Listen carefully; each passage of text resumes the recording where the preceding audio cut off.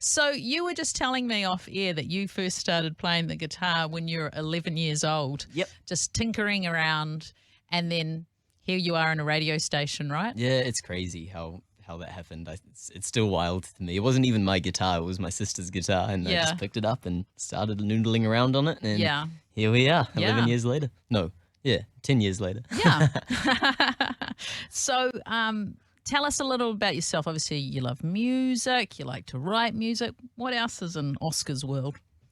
Music is a big part of it. My passion is for the church. I love to serve at the church, to build the church, to help disciple people who need discipling, and that's a big part of my life. But apart from that, I love to surf. I'm a keen surfer. Oh, good for you. And that's about it, eh? That takes Yeah. up the majority of my time, and I'm at university studying a degree in data science, which Okay. is pretty random. That's busy. Yeah. So there's the study, there's your faith, but you also work at City Impact Church, right? Yep. And so what are you doing there? I work part-time as an audio producer / songwriter. Yeah. Yeah. Oh my gosh. I know, wild. It's so good. I'm loving your life. It's pretty cool. So when you recorded your tracks and things, is this something that you did it at work, so to speak? No, actually, no. So my work at church is just related to congregational worship songs within Yeah. the church itself. So this Yeah. was Hope for a Living was a song that I did totally in my own time at home with my equipment at home. Yeah, Yeah. yeah. So, I mean, recording equipment and all that sort of thing, you obviously, I feel like, you're doing this degree in data science, you'd be quite technical. For some of us, we might be creative, but we don't necessarily have that side as well. That's quite an advantage for you, I would imagine. Yeah, totally. It's my brain is very 50-50 between the arts and the sciences, and that's actually why I love music, I think, in the first place, is because music is such it's where the worlds of math and art kind of interlock, if you know what I mean. Yeah. Because all music is frequencies and sound waves, and There's a template there, there's octaves and there's notes. And, totally, yeah. And there's only so many. yeah, and the scale is just like, it's all to do with ratios. So like, you can get all mathy and technical about it, but it's also, at the end of the day, all about the soul and emotion and feeling. So Yeah. I just love how the worlds are married in music. Yeah, and to think that God created all of that, Yeah, right? for sure. Yeah. Master designer. Master designer. So you're involved in the music team at church? Yeah. Yeah, what do you do there? I'm a singer and acoustic guitarist, and I also do a bit of music directing and keys now and again. Yeah. But yeah, I've been worship leading and singing for as long as I can remember, to be honest, because I Yeah. went to City Impact Church School as well, Oh. in which they have worship at the beginning of every day, so they get Nice. people trained up on the worship team since really, really young. Yeah, what's the difference between worship leader and music director?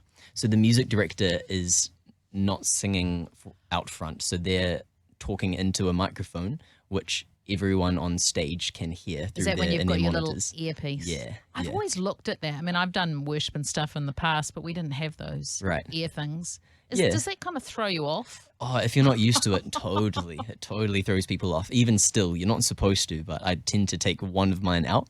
It's meant to be pretty Wanna bad hear for the you. room. Yeah, I want to be immersed in the atmosphere of the room, and it's so easy to feel disconnected from the rest of the room. Yeah. And there's so many tricks you can do, like putting ambient mic into your mix, but there's just nothing that compares to just taking an ear out and listening to the room and the people singing. Yeah. Yeah. And so when you've got that ear in, is it you can hear all the instruments and everybody, can you? Yep. Totally. Wow. And Yeah. so you could just start listening and forget to actually sing or play or whatever, Yeah, well, right? in your other ear, you've got the metronome going, and you've got in your ear, it sounds very different to what it sounds like in the room typically. Yeah. And as a musical director, you're sort of in charge of making sure that everything's glued together and the team's all going in the right direction, and you're kind of the common ground between the front of house producer and the band itself, and so you feel the weight of responsibility in the live environment. So I would never forget that I'm MDing, Yeah. So out of all those different roles to do with music, Mm.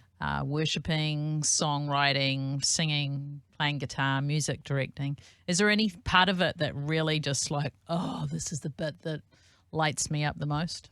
It's a good question. Or you just love all of it? I do love all of it, but I have to say that there's a special place in my heart for actually songwriting. Nothing beats that buzzy feeling of coming up with a melody that just like sparks to life and just makes you smile, you know? Yeah. And you just get so excited, especially if you're collaborating with friends and everyone involved is like, oh my gosh, I can feel like something's happening, you know, and it's a real buzzy feeling, and I love that. And then does it just like get stuck in your head and you wake up in the night and it's still just going round and round, and when you wake up in the morning it's still there? Yeah, like totally. you just, I can't shake this thing until I've finished it, and then you keep working and perfecting it. And then, Yeah, well, when that happens, it's proof it's going to be a good song. Yeah. It's not all of them are like that, Yeah. but when it does, it's like a good song. Yeah. You've written this beautiful song, Hope for a Living, which we're playing on our playlist, just been recently added. And I know you're going to be, I've asked you to perform acoustic version shortly, but obviously, well, you and I know, not everybody else would know, that the sound of the recorded version of the song's quite different, isn't it? Tell me how it differs. Yeah. Well, I started the skeleton of the track with sort of a synthy keyboard sound as the skeleton, and then on top of that just built some simple drums and then some guitars. So there's really not much going on in the track, but it is a very different vibe to just me and my acoustic guitar. So Yeah. we'll see how it goes. Yeah, just be yourself. And Hope for a Living, what's that all about?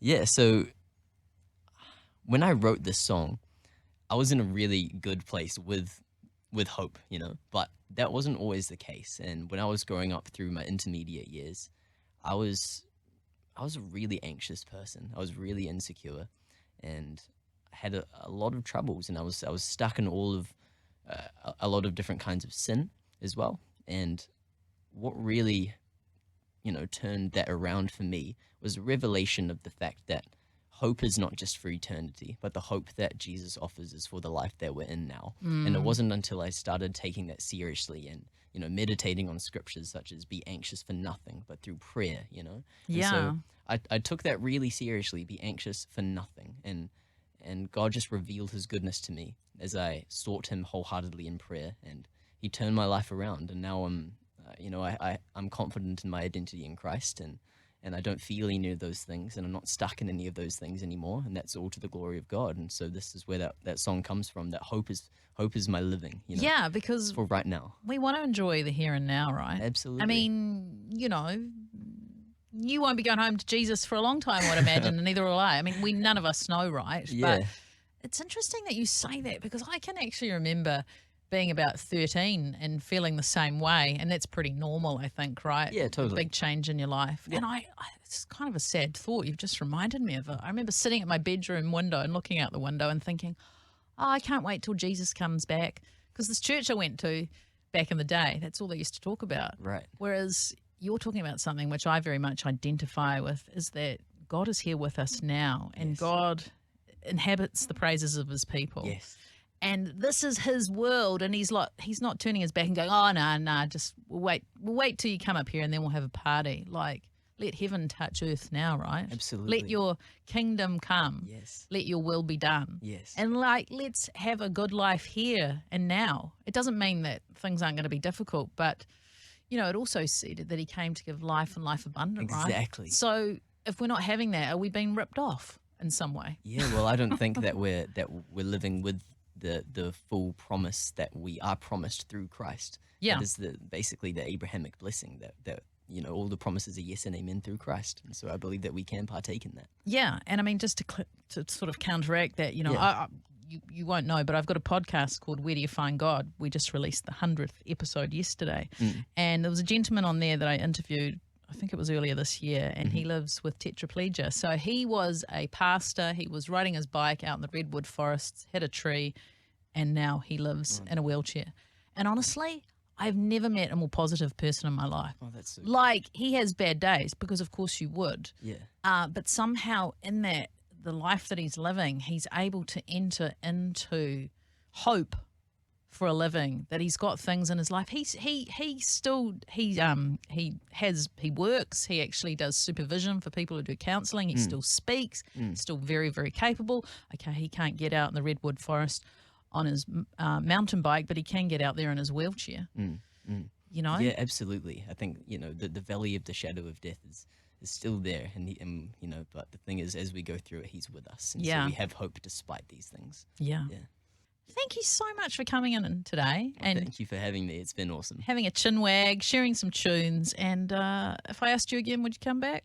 100% I would. You're Yay! awesome. Well, I look forward to it. Thank you so much for joining you. us. Epic.